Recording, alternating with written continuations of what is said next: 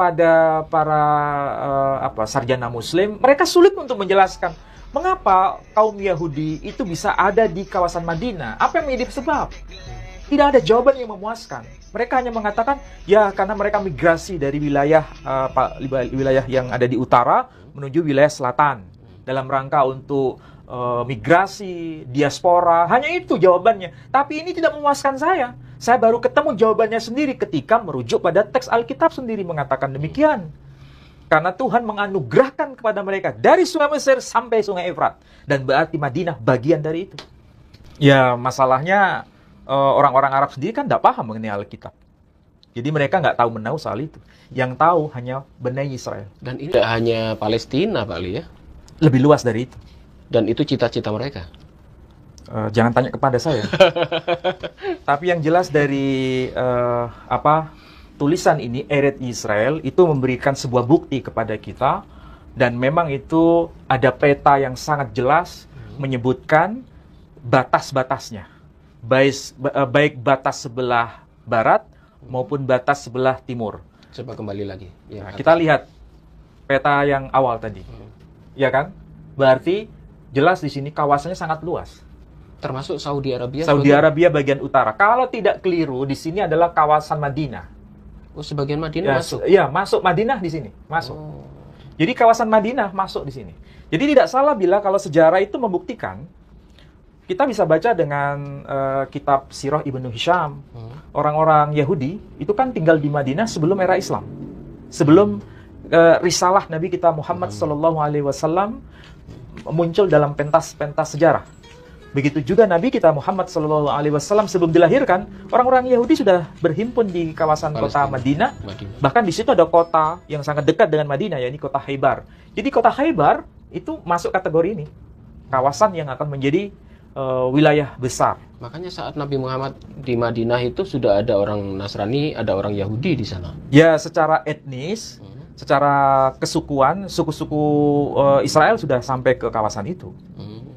Dan fakta real kan berarti, kalau begitu kita bisa simpulkan. Mengapa banyak orang-orang Yahudi yang tinggal di Madinah? Apakah itu karena kebetulan? Itu bukan sebuah kebetulan. Tapi mereka sendiri sadar. Mereka sendiri mengakui. Mereka sendiri sangat memahami apa yang tertulis dalam kitab Taurat. Itu adalah wilayah yang diberikan Tuhan kepada mereka untuk mereka bisa miliki suci. Jadi kitab suci kalau sudah menjelaskan Tuhan memberikan kepercayaan kepada Abraham untuk keturunannya dari Sungai Mesir sampai wilayah Sungai Efrat, itu harus terrealisasi. Waalaikumsalam warahmatullahi wabarakatuh. Ini kalau kita melihat logo tentara IDF itu ada potongan peta. Kalau kemarin berdasarkan kitab Kejadian, itu wilayahnya disebutkan mulai dari Sungai Mesir sampai Sungai Efrat, di mana tanah itu adalah tanah yang dijanjikan Tuhan kepada Nabi Ibrahim. Ya. Pak Edi tahu dari mana itu? Dari peta. Dari peta itu ya. Tapi kalau kita lihat garis lurus kemarin tapi itu ya. Justifikasinya apa? Nah, itu Pak Edi belum tahu. Belum tahu, silakan. Ya. Baik. Kita coba untuk menelusuri kembali berdasarkan apa yang telah tertulis pada dokumen-dokumen kuno. Dan saya kira kita tidak bisa berspekulasi dan tidak bisa hanya berdasarkan narasi tanpa bukti. Itu yang sebetulnya harus kita kaji. Supaya tidak ada orang yang menuduh kita hanya menginterpretasi secara liar. Tapi harus punya basic data yang valid, bisa divalidasi datanya dengan dokumen-dokumen itu. Nah, sebelum kita menjabarkan secara detail, saya mulai dari pembahasan Quran dulu. Supaya orang jangan memahami bahwa kita ini keluar dari kerangka keislaman itu sendiri. Pak Edi barangkali bisa buka di surah Al-Isra ayat yang keempat dulu, Pak Edi. Ayat yang keempat.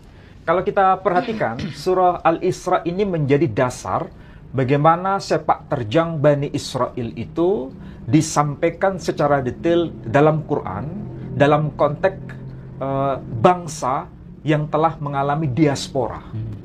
Jadi bangsa yang mengalami diaspora secara konkret itu dipotret dalam surah yang disebut Al-Isra, atau nama lain surah ini disebut surah Bani Israel.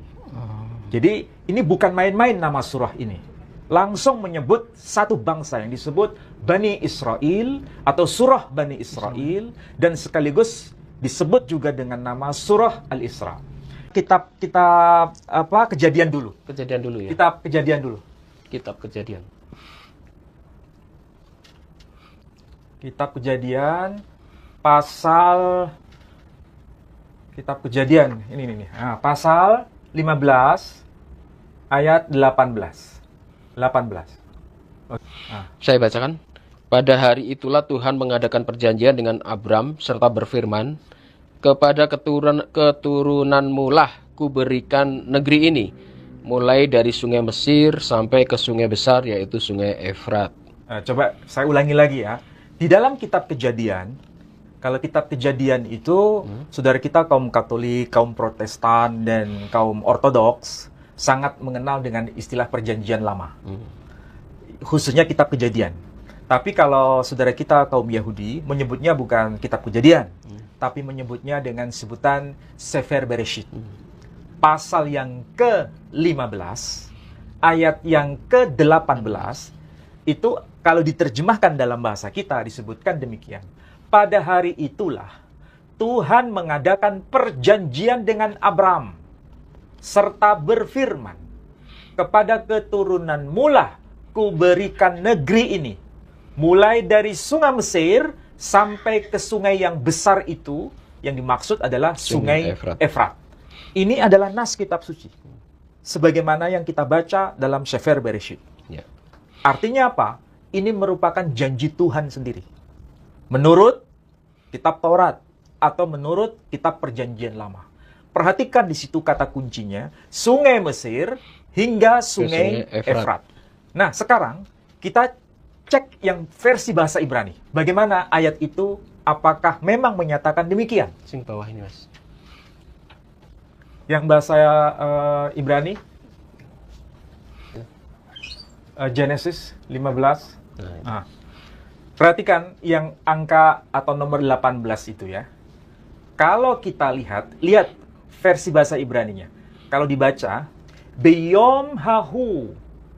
Arti harfiahnya Beyom hahu. Pada hari itu. Beyom itu pada hari. Hahu, hari itu maksudnya. Charat Adonai et Avram berit. Tuhan, maksudnya Adonai atau Yahweh kalau bahasa saudara kita kaum Kristiani, membuat ikatan perjanjian bersama siapa? Avram. Jadi Avram itu kalau bahasa kita Muslim menyebutnya Ibrahim. Atau Ibrahim. Sedangkan saudara kita kaum Kristiani menyebutnya Abraham atau Avram. Ya. Jadi kalau disebutkan di sini, Beyom hahu karat Adonai et Avram. Pada hari itu Tuhan mengikat satu perjanjian dengan Avram. Berit, perjanjian. Lemor, kemudian dikatakan dari kata amar. Tuhan berkata, Lezar aicha. Perhatikan di situ. Lezar aicha natati et haeret hazot. Ini luar biasa bahasa ini. Dikatakan, Lezar aicha, hanya untuk keturunanmu. Bagi keturunanmu. Zar'ai, Zar'ai itu arti harfiahnya sama dengan benih sebenarnya. Kalau diterjemahkan anak kurang tepat. Kalau bahasa Ibrani anak itu ben atau benei. Sedangkan di sini kata yang dipakai Zar'ai. Zar'ai itu zera. Di dalam kitab suci yang disebut zera itu selalu dialamatkan kepada dua orang. Pertama, yang disebut zera itu adalah Yitzhak. Jadi Yitzhak itu disebut zera. Benihnya. Benihnya siapa? Ibrahim. Benihnya Abraham. Yang kedua, Yismail. Jadi sebetulnya Yismail itu juga disebut zera dalam Alkitab. Sedangkan kalau keturunan Ketura, istri Abraham, yang melahirkan Seba, kemudian dan lain-lain, itu tidak pernah disebut zera. Hanya disebut sebagai Benai Ketura, anak-anak Ketura. Tidak disebut sebagai Benai Abraham. Tidak disebut zera Abraham. Tapi unik kalau disebutkan zera di situ. Nah, kembali ke sini. Disebutkan lezar'eha, hanya untuk benihmu, hanya untuk keturunanmu. Natati, aku memberikan eretz, tanah ini, tanah hazot, maksudnya tanah itu di sini disebutkan min nehar Mitzrayim, dari sungai Mesir, adhan nahar gadol nehar Firat, hingga ke sungai yang besar. Gadol, Haggadol itu besar. Han-nahar berarti sungai.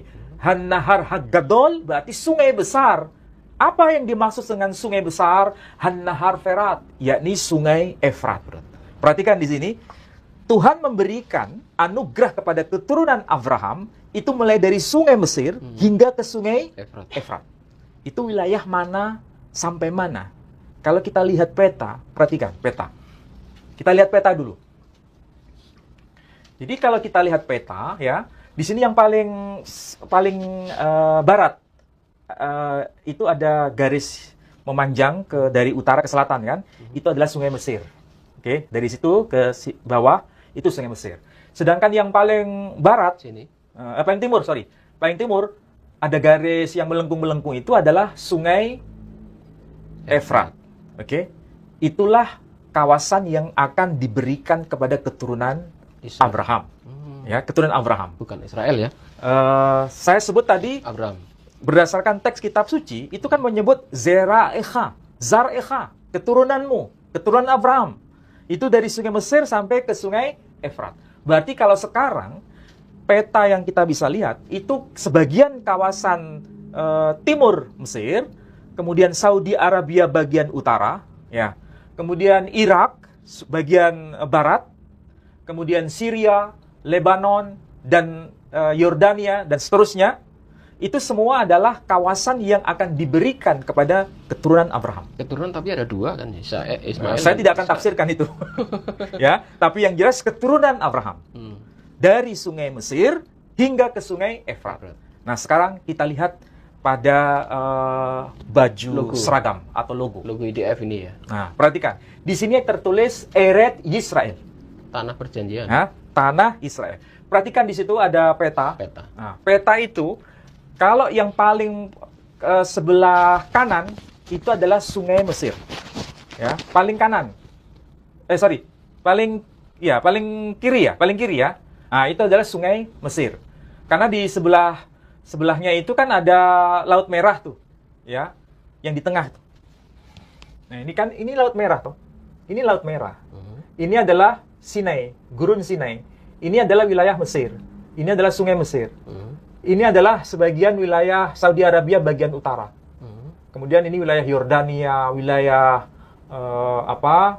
Syria, hingga sampai wilayah Irak. Ini yang tepi sebelah sini, ini adalah sungai Efrat. Itulah kawasan yang disebut sebagai Eret Yisrael. Tanah perjanjian. Tapi kok dipakai logo IDF ya? Ya, jangan tanya ke saya, Pak Edu.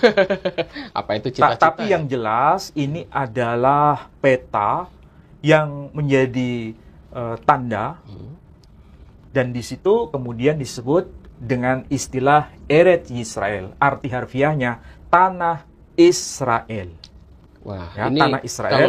Kalau lihat ini berarti ya, tapi orang Israel lupa bahwasanya anak Nabi Ibrahim kan ada Ismail juga di situ. Ini dipakai logonya IDF loh. Ya, itu hak setiap orang, Pak Edu. Dan itu hak setiap negara untuk menyesuaikan dengan logo yang mereka punyai. Dan itu cita-cita jangka panjang mungkin. Saya tidak tahu. Tapi Pak Edi baru tahu ternyata ada kaitan dengan IDF. Ya. Oke, saudara-saudaraku sekalian, nah ini nyerempet-nyerempet bahaya juga ini. Soalnya kan itu tujuan dari orang sebelah ya. Dan supaya Anda juga paham bahwasanya kajian kita malam hari ini tidak mau menyenggol siapapun, baik itu politik atau apa, murni kita kajian filologi ya.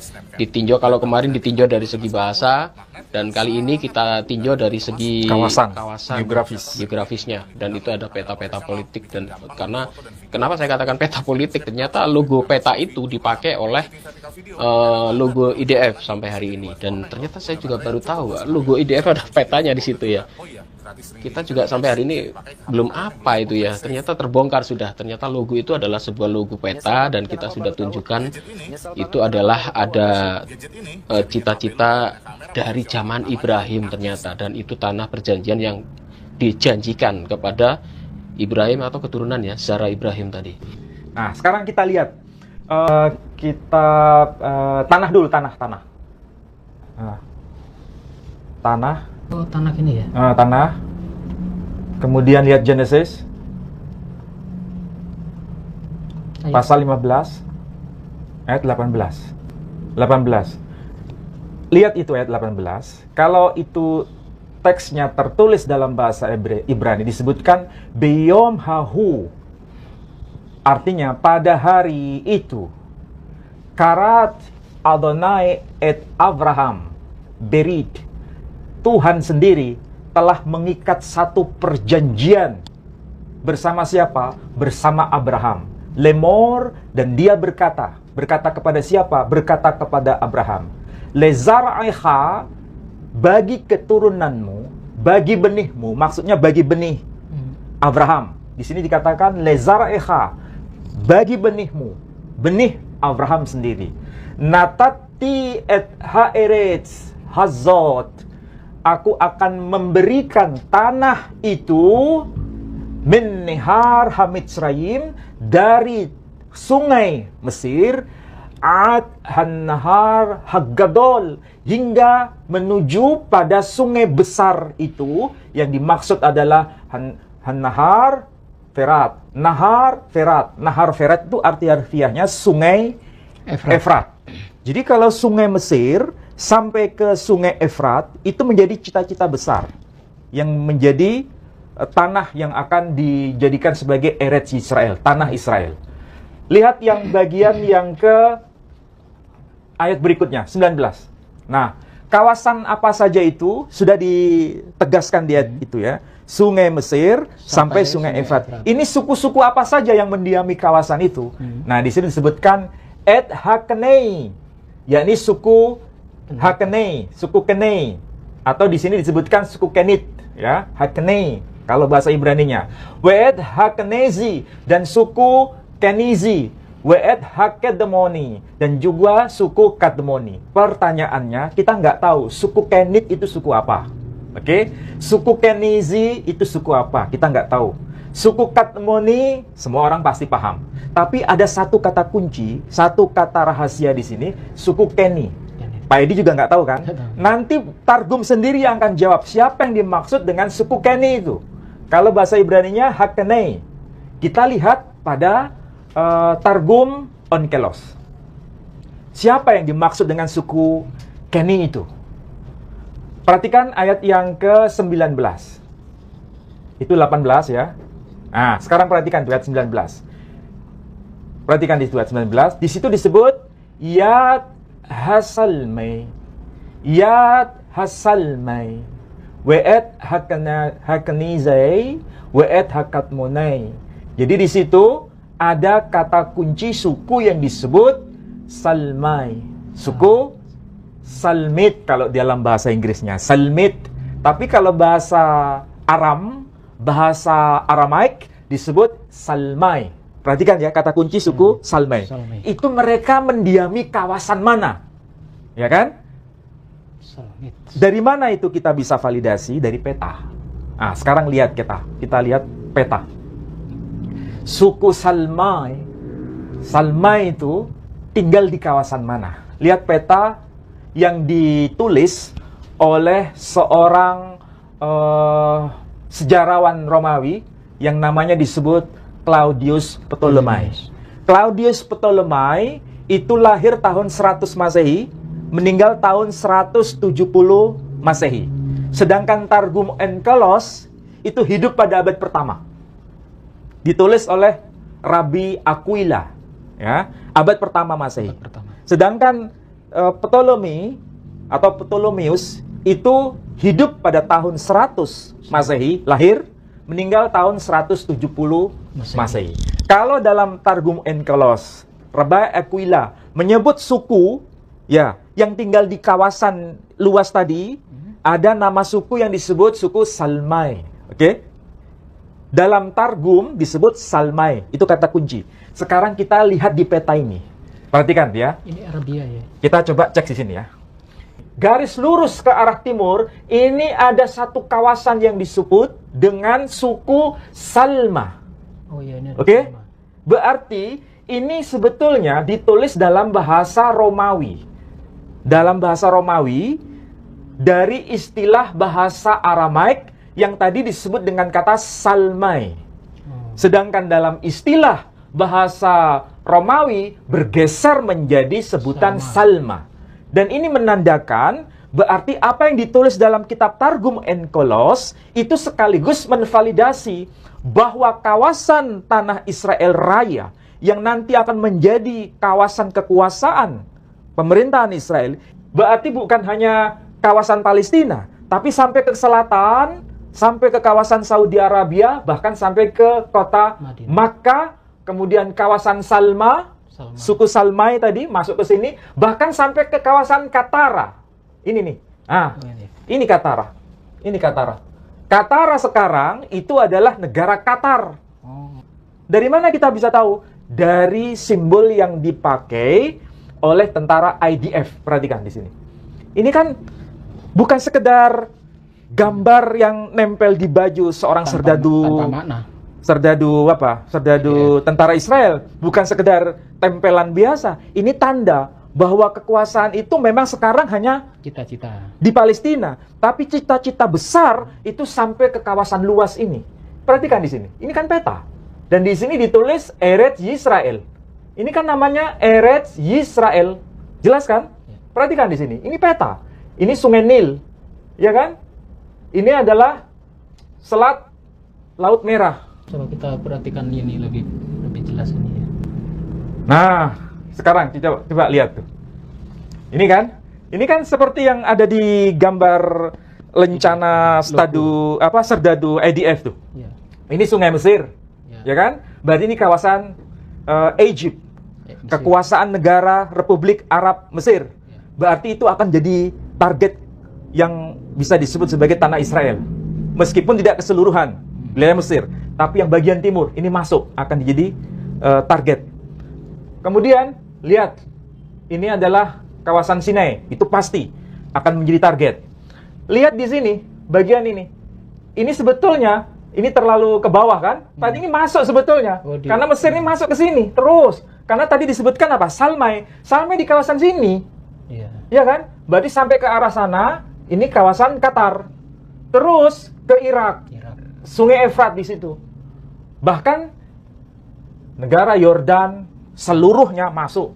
Damaskus, Kemudian Syria semua masuk. Palestina otomatis semua harus masuk. Makanya sekarang kalau hanya sekedar kawasan kecil di sini, itu baru sebagian wilayah yang sudah direbut. Nanti kawasan lebih luas itu akan direbut kembali. Berarti ini bukan sekedar map yang diletakkan di lencana, tapi itu merupakan cita-cita besar, dan itu sampai ke kawasan Medina dan kawasan Salma sudah ditegaskan dan dalam kitab Targum. Tadi dasarnya Alkitab tadi ya, bahwasanya ini perjanjian Tuhan, tanah-tanah itu akan diserahkan kepada Nabi Ibrahim. Nah, coba lihat ya, Kejadian pasal 15 ayat 18. Kalau lihat bahasa terjemahannya. Pada hari itulah Tuhan mengadakan perjanjian dengan Abram serta berfirman, kepada keturunanmu lah kuberikan negeri ini, mulai dari sungai Mesir sampai ke sungai besar, itu sungai Efrat. Nah, berarti ya ini tanah orang Keni, orang Kenas, orang Ketmon ini. Ya. Berarti kalau kita lihat ayat 19, ini kan disebut tanah orang Keni. Ya kan? Siapa itu orang Keni? Kita nggak paham. Orang Muslim nggak ada yang paham siapa itu orang Keni.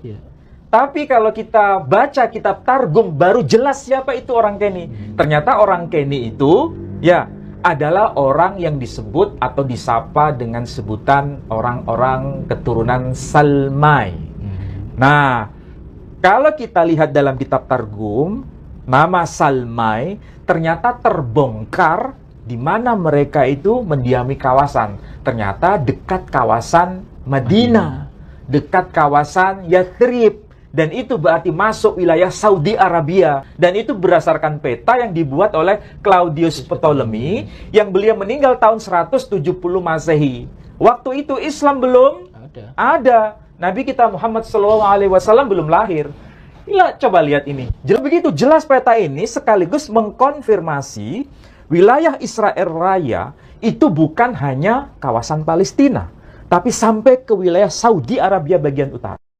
Terus kalau di dalam Al-Quran tadi disebutkan bahwasanya orang Israel itu akan membuat kehancuran 2 kali ya. Ya. Itu maksudnya Israel hancur atau Israel membuat kehancuran gitu? Bukan Israel hancur. Israel itu telah membuat kerusakan di muka bumi itu 2 kali. Yang menjadi bukti Bait Suci atau Beit Hamikdash, rumah Tuhan di Yerusalem itu dihancurkan 2 kali.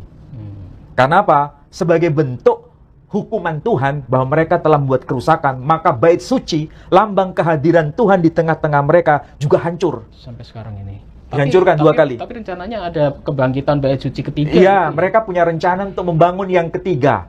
Itu Bait Suci ketiga itu tempatnya di Dome of the Rock itu. Ya, di Dome of the Rock. Karena mau tidak mau itu akan dihancurkan dan dibangun ulang Istana. Bait Suci yang ketiga. Berarti masjidnya tergusur gitu? Iya, otomatis. Bangunan itu harus digusur. Tapi sebelum bangunan itu digusur, mereka harus pergi ke Siprus sekarang kan? Oh. Ya, tahu maksudnya pergi ke Siprus. Kenapa itu, Ustaz? Ya, karena mereka mau ngapain lagi di Yerusalem? Dihancurkan kan sekarang? Sudah luluh lantak kan sekarang? Iya toh? Ya, tempatnya itu sekarang tinggal The Dome of Rock sama Masjid Al-Aqsa. Ya. Dan ini mau mereka ratakan baru dibangun istana ulang. Ya, itu cita-cita. Cita-cita untuk membangun Bait Suci yang ketiga, sekaligus cita-cita untuk memperluas kawasan yang disebut Israel Raya dari wilayah Mesir sampai ke Sungai Efrat, sampai ke wilayah kaum keturunan Salmai. Berarti kemungkinan besar, kira-kira itu akan menjadi kenyataan atau tidak? Saya nggak bisa jawab. Soalnya di Israel sana mereka percaya bahwa turunnya Mesias itu di situ. Ya. Dan mereka mempersiapkan istana itu untuk kedatangan Mesias mereka. Mesias ketiga. Dan kalau Mesias ketiga datang, hancur ini kiamat berarti. Ya, otomatis itu kan keyakinan. Ya, tapi kalau kita kan tidak bicara keyakinan, kita bicara data. Data dulu ya. Salmai, suku Salmai itu kan menjadi kawasan ya yang akan ditaklukkan nanti, dan itu diberikan kepada keturunan Abraham. Maksudnya mereka mengklaim sebagai keturunan Abraham yang akan mewarisi kawasan besar itu. Berarti mereka punya cita-cita besar untuk membangun imperium sampai ke kawasan Saudi Arabia. Betul atau tidak? Iya. Silakan jawab sendiri. Pangkalan militernya ada di sana sekarang. Tetapi kalau kita hubung-hubungkan dengan keturunan Nabi Ibrahim, bukankah ada 2 anak di sana, Ismail dan Ishak? Ya, itu kan penafsiran Muslim ya. Tapi mereka sendiri mengklaim yang berhak menjadi keturunan Abraham itu hanya Bani Israel, hanya kaum Israel. Selain itu tidak bisa disebut keturunan Abraham. Tafsiran dari kaum Yahudi sendiri. Jadi masalahnya di situ sebenarnya. Jadi kalau kita tafsirkan sesuai tafsiran kita, ya itu kawasan untuk Bani Ismail. Iya, dikuasai Bani Ismail. Madinah itu untuk kawasan Bani Ismail. Suku-suku kaum Ismail ada di sini. Iya kan? 12 suku raja-raja. 12 suku ada di sini. Ada di sini semua. 12 raja-raja Israel. Ini kan Bani Qais. Bani Qais keturunan Ismail. Ada di sini. Di kawasan Hijaz. Ini kan Hijaz. Suku Zabram juga ada di sini. Ini kan keturunan Ketura, Zabram itu. Ya kan? Atau yang disebut dengan Zimran. Dan keturunan Ketura.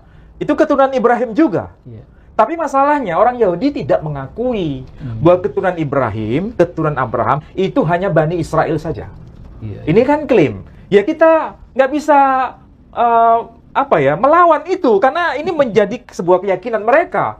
Tapi yang penting bagi kita baru tahu, oh ternyata wilayah yang akan dibidik di masa depan itu bukan hanya Palestina, bukan hanya Gaza, bahkan bukan hanya itu, sampai kawasan Qatar.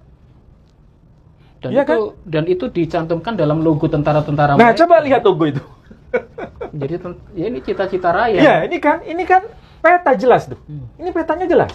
Disebutkan apa ini? Eret Yisrael. Kalau orang nggak ngerti bahasa Ibrani, nggak tahu ini tulisan apa. Kalau petanya mungkin mereka tahu, oh ini kawasan Saudi Arabia, ada kawasan Mesir, ada kawasan Yordania, ada Palestina ada di situ. Tapi ternyata kalau kita lihat bahasa Ibraninya ditulis Eret Yisrael. Jelas kan? Apa itu Eret Yisrael? tanah Israel. Israel. Jadi kalau begitu pertanyaannya, Madinah, kota Madinah, itu kota tanah kaum Ismail atau Eret Israel? Saat ini kaum Ismail. Kaum Ismail. Tapi kalau menurut tulisan ini, Eret Israel atau bukan? Iya, mau dicaplok. Iya kan? Jadi cita-cita mereka ini ternyata tidak hanya merebut Gaza dan Palestina. Oh bukan, itu bagian kecil. Masih ada data kawasan yang lebih luas yang belum progres, tapi baru dirancang. Dan itu terlewatkan. Dan itu tidak pernah dibaca oleh Muslim. Iya, iya. Kita bongkar-bongkar data sampai menyebut kata Salmai. Salmai, ya kan? Itu kan tercantum dalam kitab Targum. Siapa yang nggak tahu kitab Targum? Ini kan juga disebutkan kitab Targum di dalamnya, kitab ini. Ini kan ditulis Firoz Haramban Al-Hattora. Jadi ini kitab tafsir yang ditulis oleh Rambam berkaitan dengan kitab Torah. Ini disebutkan juga kitab Targum, disebutkan juga kitab tafsiran dari Rambam, Rabbi Muslim bin Nahman di sini. Iya, iya, iya. Jadi begitu bait suci ketiga itu tempatnya di Dome of the Rock itu. Ya, di Dome of the Rock. Karena mau tidak mau itu akan dihancurkan dan dibangun ulang Istana. bait suci yang ketiga. Berarti masjidnya tergusur itu. Iya, otomatis. Apa yang tertulis dalam kitab Taurat itu adalah wilayah yang diberikan Tuhan kepada mereka untuk mereka bisa miliki. Ini tanda, bukan sekedar gambar yang nempel di baju seorang serdadu tentara Israel, bukan sekedar tempelan biasa. Ini tanda. Ini berarti tidak hanya Palestina kali ya? Lebih luas dari itu. Dan itu cita-cita mereka? Jangan tanya kepada saya. Jelas di sini kawasannya sangat luas. Termasuk Saudi Arabia? Saudi Arabia bagian utara. Kalau tidak keliru, di sini adalah kawasan Madinah. Oh, sebagian Madinah masuk? Ya, masuk Madinah di sini. Masuk. Jadi kawasan Madinah masuk di sini. Jadi tidak salah bila kalau sejarah itu membuktikan. Kita bisa baca dengan kitab Sirah Ibnu Hisham. Orang-orang Yahudi itu kan tinggal di Madinah sebelum era Islam. Sebelum risalah Nabi kita Muhammad SAW muncul dalam pentas-pentas sejarah. Begitu juga Nabi kita Muhammad SAW sebelum dilahirkan, orang-orang Yahudi sudah berhimpun di kawasan kota Madinah. Bahkan di situ ada kota yang sangat dekat dengan Madinah, yaitu kota Khaybar. Jadi kota Khaybar itu masuk kategori ini. Kawasan yang akan menjadi wilayah besar. Makanya saat Nabi Muhammad di Madinah itu sudah ada orang Nasrani, ada orang Yahudi di sana. Ya, secara etnis, secara kesukuan, suku-suku Israel sudah sampai ke kawasan itu. Dan fakta real kan berarti, kalau begitu kita bisa simpulkan. Mengapa banyak orang-orang Yahudi yang tinggal di Madinah? Apakah itu karena kebetulan? Itu bukan sebuah kebetulan. Tapi mereka sendiri sadar. Mereka sendiri mengakui. Mereka sendiri sangat memahami apa yang tertulis dalam kitab Taurat. Itu adalah wilayah yang diberikan Tuhan kepada mereka untuk mereka bisa miliki. Suci. Jadi kitab suci kalau sudah menjelaskan Tuhan memberikan kepercayaan kepada Abraham untuk keturunannya dari sungai Mesir sampai wilayah sungai Efrat, itu harus terrealisasi. Wow. Kalau seperti itu, wah bahaya juga. Saya tidak mau bicara di lain itu. Iya, ya. Tapi yang jelas, apa yang tertulis dalam kitab suci ya dipahami seperti itu. Makanya kita akan bertanya. Dan sekaligus ketika kita bertanya kepada para sarjana Muslim, mereka sulit untuk menjelaskan mengapa kaum Yahudi itu bisa ada di kawasan Madinah. Apa yang menjadi sebab? Tidak ada jawaban yang memuaskan. Mereka hanya mengatakan, ya karena mereka migrasi dari wilayah yang ada di utara menuju wilayah selatan dalam rangka untuk migrasi, diaspora. Hanya itu jawabannya. Tapi ini tidak memuaskan saya. Saya baru ketemu jawabannya sendiri ketika merujuk pada teks Alkitab sendiri mengatakan demikian. Karena Tuhan menganugerahkan kepada mereka dari sungai Mesir sampai sungai Efrat. Dan berarti Madinah bagian dari itu. Itu saudara-saudara sekalian ya. Jadi ini sebagai tambahan ilmu pengetahuan yang jarang dibahas. Belum ada kayaknya. Belum ada yang bahas ini kayaknya. Soalnya semua sibuk hanya membahas Gaza saja. Sebetulnya Gaza itu hanya sebagian kecil saja. Tetapi ada cita-cita besar yang ini terlewatkan. Dan itu logonya dipasang di tentara IDF. Dan kita baru tahu bahwasanya logo itu adalah cita-cita Israel Raya. Yang meliputi wilayahnya mulai dari sungai Mesir sampai sungai Efrat. Dan itu wilayah itu juga memotong sebagian wilayah Arab Saudi. Bahkan sampai ke Qatar. Bahkan sampai ke Qatar. Wah, ini bisa perang dunia ketiga ini.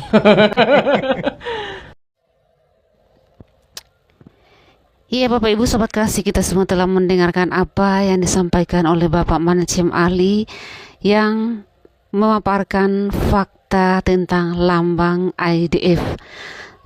Ternyata dari apa yang disampaikan oleh Pak Manajem Ali cukup mencerahkan bagi kita semua, dan saya percaya bahwa apa yang disampaikan oleh Pak Manajem ini pasti juga akan banyak yang tidak menerima fakta tentang Israel Raya, karena memang saat ini pembangunan Israel Raya sudah dimulai, dan cukup mengejutkan lagi sesuai dengan data fakta sejarah menyatakan bahwa tanah Israel itu bahkan sampai ke Arab.